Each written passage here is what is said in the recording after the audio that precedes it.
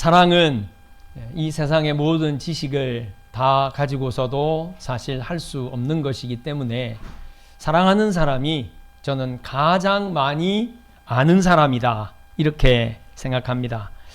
아무것도 몰라도 사랑할 수 있다 하지만 사랑하는 그 자체 안에, 사랑하는 그 마음 안에, 사랑하는 그 행위 안에 인간이 가지고 있는 모든 지식과 모든 지혜가 다 담겨 있다는 사실이죠. 그래서 좀 더 깊이 알려고 노력하고 좀 더 잘 알기 노력하는 그 모든 노력이 결국은 우리의 삶을 사랑으로 이끈다. 저는 그렇게 생각합니다. 사랑하며 사시길 바랍니다. 그래서 세상의 지식이나 세상의 것들 전혀 부러워하지 마시고 이것이 내 삶의 가장 풍성함이다, 그렇게 생각하면서 사랑하는 여러분 되시기를 주님의 이름으로 축원드립니다. 여러분은 여러분 자신을 혹시 잘 알고 있나요? 저도 솔직히 제 자신에 대해서 좀 궁금한 마음이 있어요. 도대체 나는 누군가? 도대체 나는 어떤 사람인가? 그런데 내가 알고 있는 나와 다른 사람이 알고 있는 나는 좀 다르잖아요. 그래서 한 번은 용기를 내가지고 나는 어떤 사람입니까? 당신이 보기에 나는 어떤 사람입니까? 한번 물었어요. 한번 물었더니 내가 어떤 사람인지 대답은 안 해주고 다시 묻는 거예요. 솔직하게 말해도 되냐? 그러니까요. 갑자기 좀 마음이 좀 쫄깃하더라고요. 무슨 이야기를 하려고 저러지?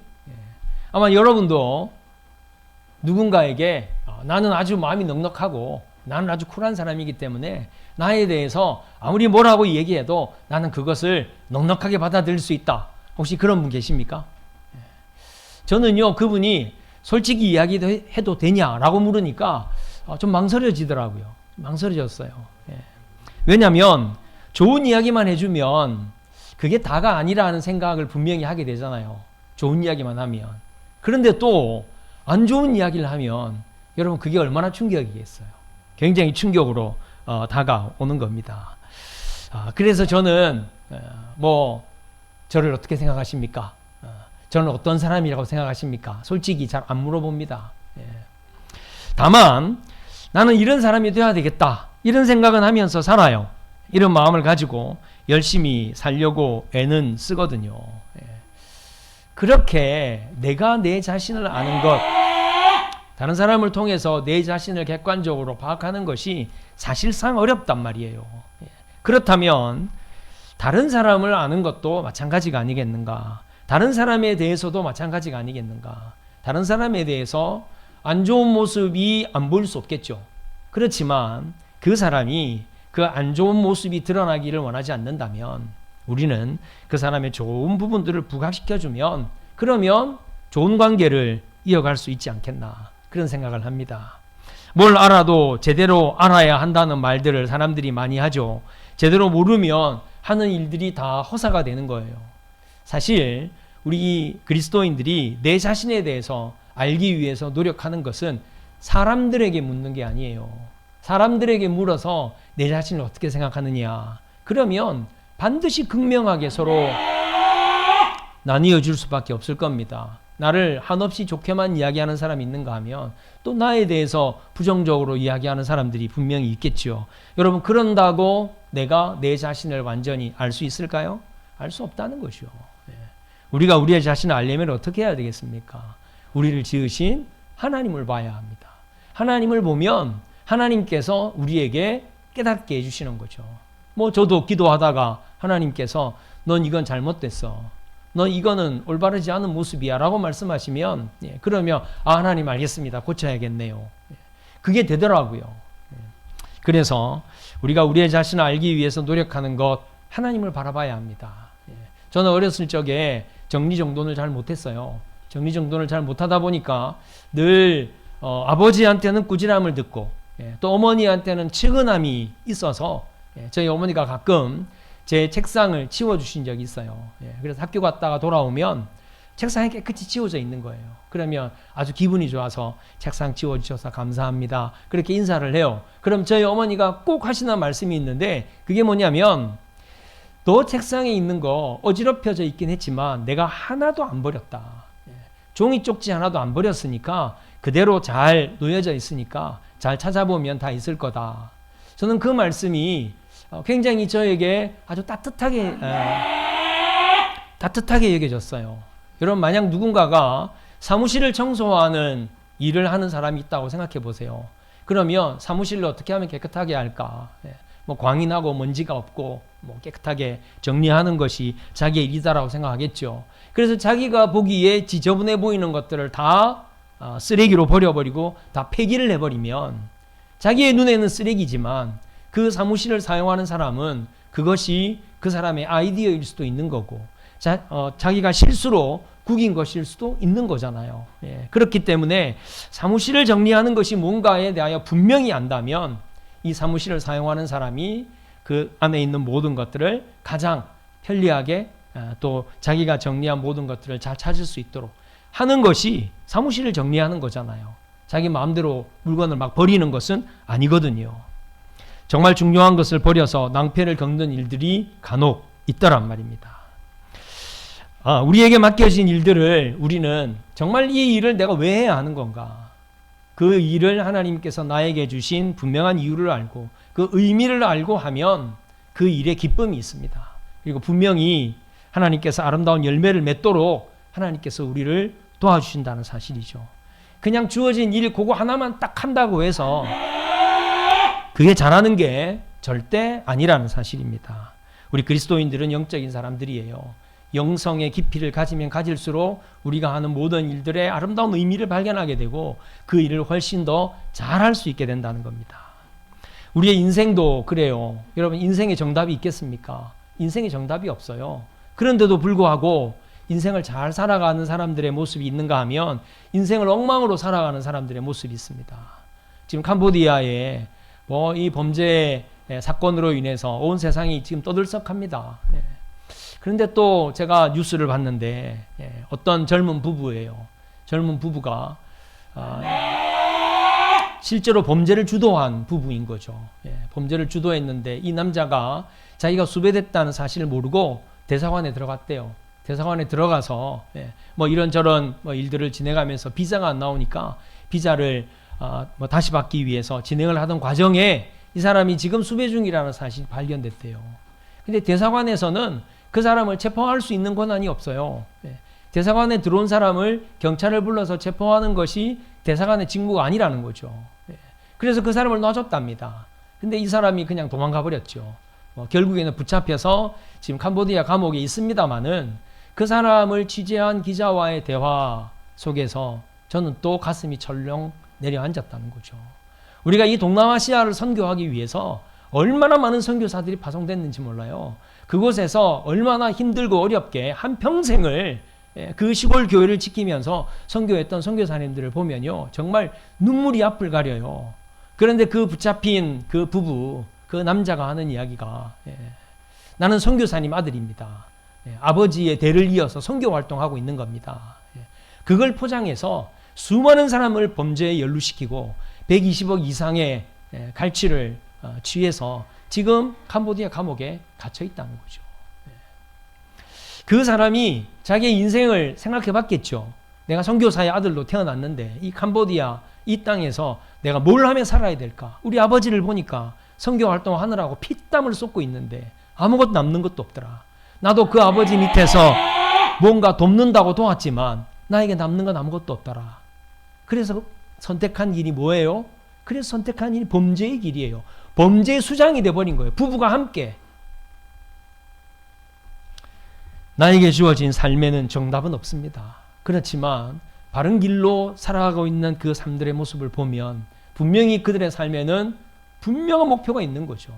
저는 딱 단정적으로 그렇다라고 말씀드리면 좀 그럴 수 있겠지만 정말 신실한 그리스도인들의 삶을 보니까요. 그의 삶에 어떤 어려움이 있든 그의 삶에 어떤 장애가 있든 상관없이 그 삶 가운데서 아름다운 하나님의 선한 영향력을 끼치더라는 거죠. 그 삶이 얼마나 아름답게 많은 사람들에게 도전이 되고 있는지. 우리 그리스도인들이 우리에게 주어진 삶, 저는 하나님의 말씀 안에서 하나님을 바라보면서 분명한 이정표를 가지고 분명한 삶의 한 걸음 한 걸음을 살아가야 한다고 믿습니다. 요즘 새벽에 시편 119편의 말씀을 나누고 있어요. 시편 119편은 전체 성경에서 가장 긴 장입니다. 총 176절이 이 시편 119편 안에 담겨 있어요. 근데 이 시편 119편은 상당히 신학적으로 탁월한 시편인 것이 그 이유가 뭐냐면 히브리어의 자음이 있거든요. 뭐 알렙, 베스, 김멜, 달레스 이렇게 시작하는 히브리어가 있습니다. 그 히브리어의 그 첫 자로 1절에서부터 8절까지 첫 자로 시작하는 단어. 굉장히 아주 계획을 가지고 쓴 시가 시편 119편이에요. 히브리어 첫 자를 사용하는 단어로 시작하는. 그래서 이제 9절부터는 그 다음 철자로 시작하는 단어로 그 절이 시작되는 거예요. 상당히 머리를 많이 쓴 그런 시편인데요. 그 시편의 전체적인 내용은 뭐냐면 하나님의 말씀에 순종하며 살아야 한다는 거예요. 하나님의 말씀에 순종하고 살면 복을 받고 하나님의 말씀 순종하면 하나님의 은혜가 넘치고 승리하는 삶을 산다. 그게 시편 119편 전체의 주제입니다. 그런데 지금 우리가 살펴보고 있는 말씀은 한 37절까지 지난주까지 살펴봤는데요. 이 말씀을 제가 계속 묵상하면서 그런 마음이 계속 드는 거죠. 말씀에 순종해라. 말씀대로 살아야 된다. 그 말씀도 중요한데 도대체 그 말씀이 뭐냐 하는 거예요. 무엇에 순종해야 하느냐 하는 겁니다. 뭘 하는 것이 말씀에 순종하는 거냐. 그걸 우리가 모르면 시편 119편은 우리에게 다 허공을 치는 소리예요. 말씀 순종하며 살아라. 말씀 순종하면 복 받는다. 근데 어떻게 살아야 하느냐. 말씀이 우리를 어떻게 살아라고 말씀하느냐. 이걸 모르면 안 된다는 거죠. 우리 그리스도인들도요. 정말 허공을 치는 그리스도인이 되면 안 됩니다. 허공을 바라보는 그리스도인들이 되면 안 돼요. 제가 이렇게 또 뉴스를 검색하고 이렇게 보다 보니까 국가기관의 수장으로 있는 분이 신천지하고 굉장히 밀접하게 관련되어 있는 거예요. 신천지로부터 표창장도 받고 신천지에게 많은 표창장도 막 남발하고 신천지 사람들이랑 사진도 막 찍고 그러니까 국회의원이 그분에게 질문을 던졌어요.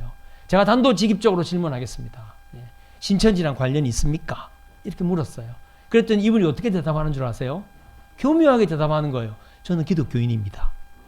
저는 기독교인입니다. 신천지도 자기가 기독교라고 하잖아요. 그러니까 이 국회의원이 거듭 계속해서 묻는 거예요. 그렇게 포장하지 마라. 정확하게 말해라. 신천지랑 관계없다고 확실하게 말해라.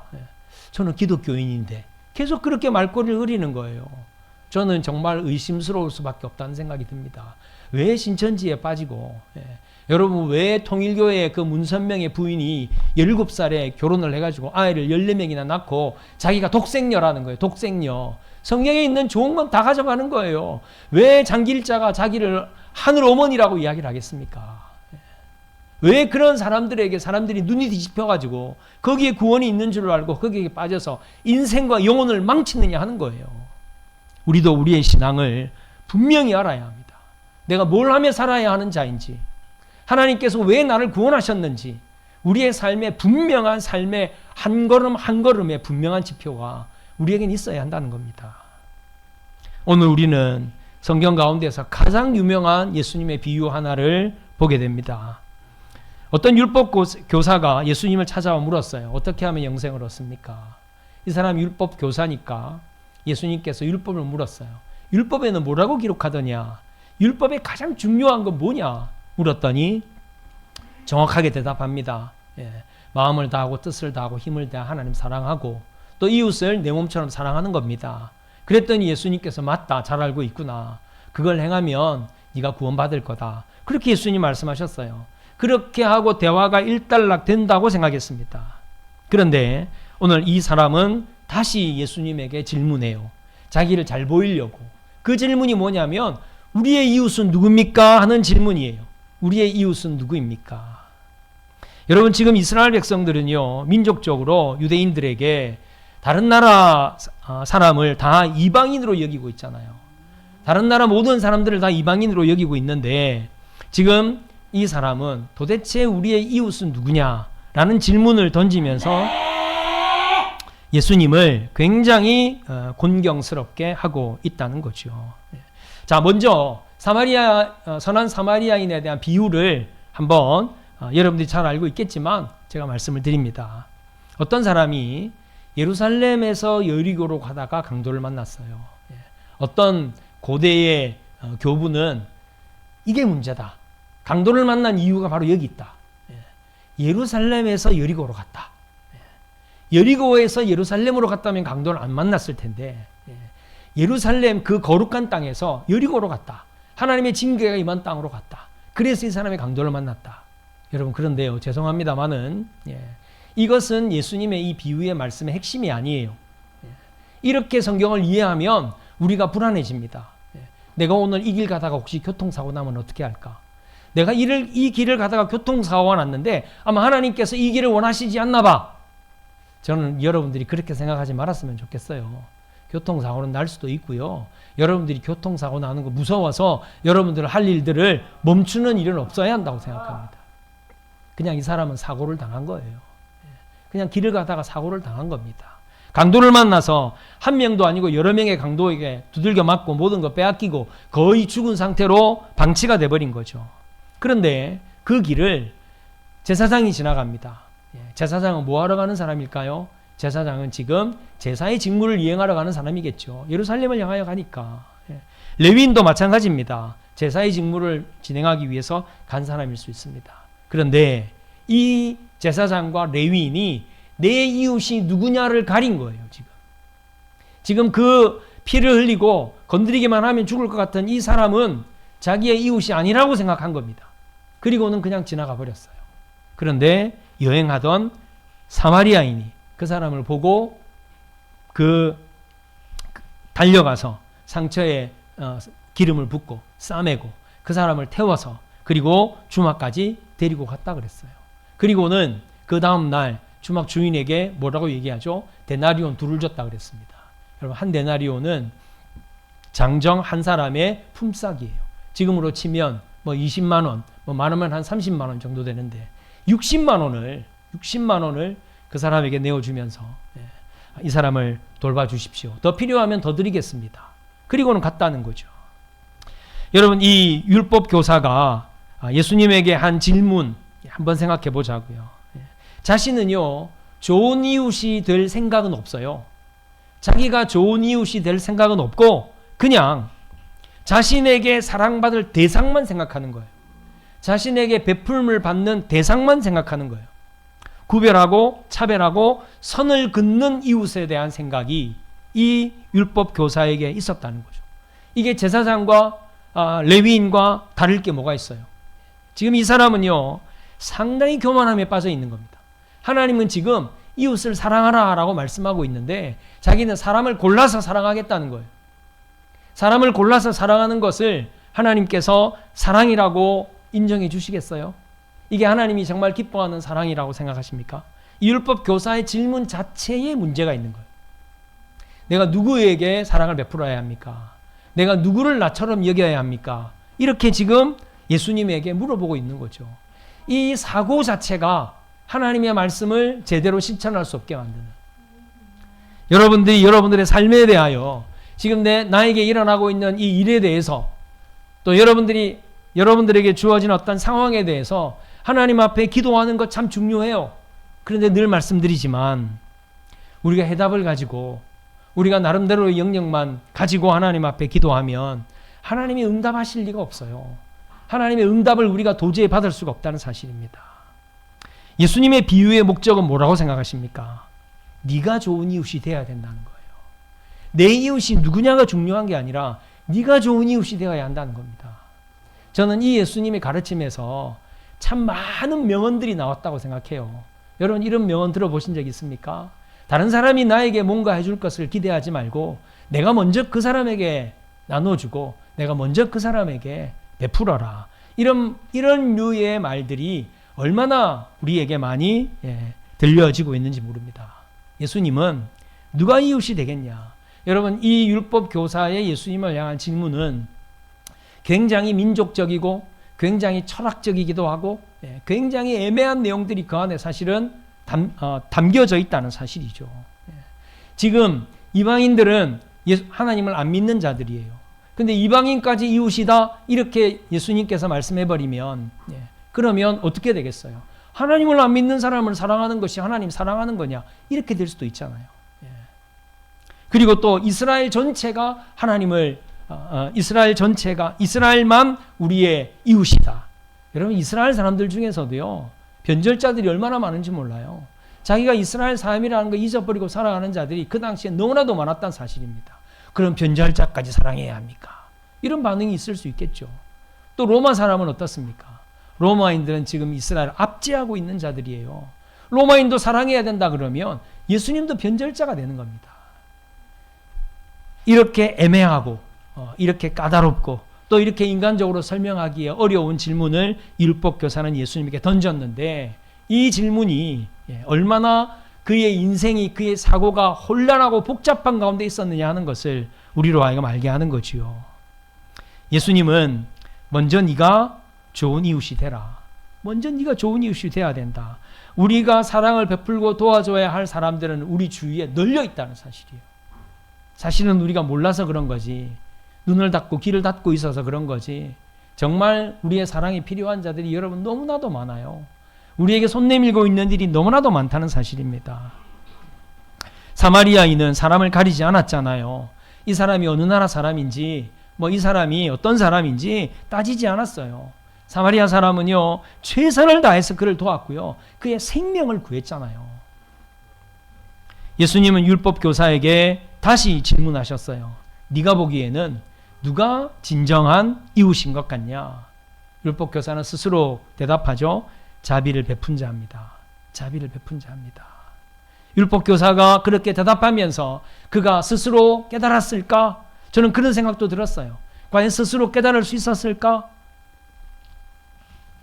그가 만약 자기 자신이 선한 이웃이 되어야 한다고 생각했다면 먼저 자기의 사랑을 받을 자가 누군지 상관없이 내 자신이 넉넉한 사람이 되기 위해서 내 자신이 정말 나누어 주는데 아끼지 않는 사람이 되기 위해서 더 노력하지 않았겠느냐 하는 겁니다. 그가 선을 그었던 이방인, 그가 미워했던 로마 사람들, 그가 또 싫어했던 변절자들, 이러한 사람들이 그 마음에 있는 게 아니라 하나님께서 허락하신 모든 이들을 향해서 자기가 마음을 열 수 있는, 나눌 수 있는 그러한 사람인지를 돌아봤어야 한다는 거죠. 제가 지난주에 책 한 권을 읽었는데요. 그랜드 스탠딩이라는 책이에요. 여러분들은 생소할 수도 있는데요. 그랜드 스탠딩이 뭔가, 그래서 제가 책을 쭉 보니까 우리가 사람들이 서로 모이면 도덕과 윤리에 대한 이야기를 한다는 거죠. 도덕과 윤리에 대한 이야기를 하는데 대부분의 사람들이 도덕을 이야기하고 윤리를 이야기하는데 다 한쪽으로 치우쳐 있다라는 거죠.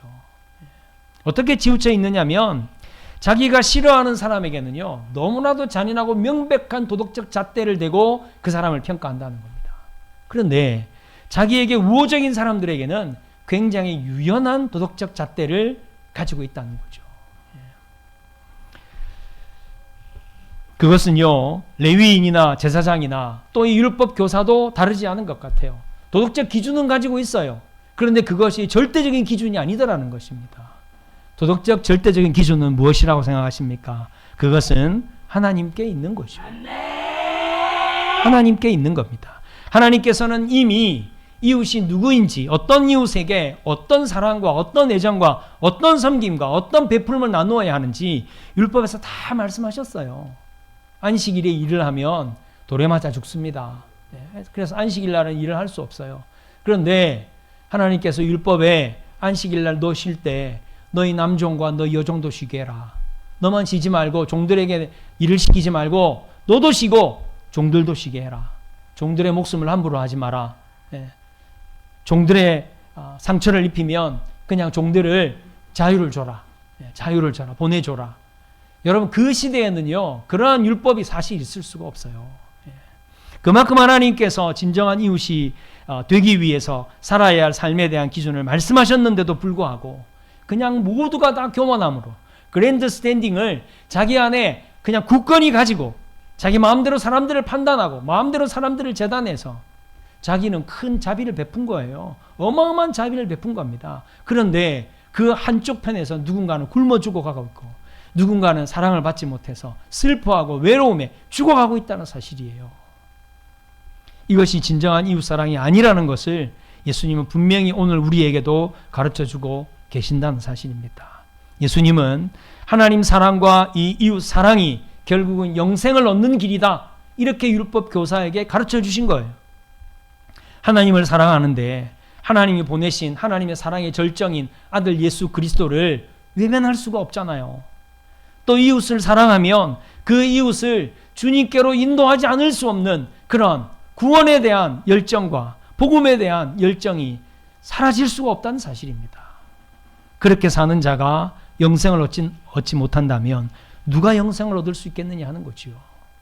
결국 그리스도인의 삶은 아들을 보내신 하나님 사랑하고 내가 먼저 선한 이웃이 되어서 모든 이웃을 이웃으로 사랑해야 한다는 사실입니다.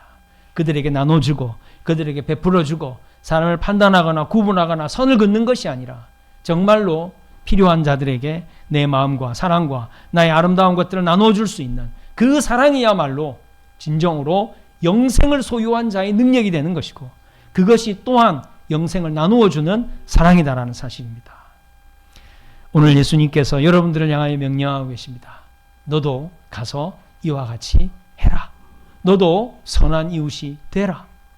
아마 이번 한 주간에는 여러분들이 나누고 베풀어야 할 상황들이 생길 수도 있습니다. 여러분들이요, 마다하지 마시고 선한 사마리아인에 대한 예수님의 비유를 생각하고 예수님의 말씀을 기억해서 정말로 베풀음을 실천하는, 나눔을 실천하는 따뜻한 사랑으로 품어줄 수 있는 우리 성도들이 다 되시기를 주님의 이름으로 축원드립니다.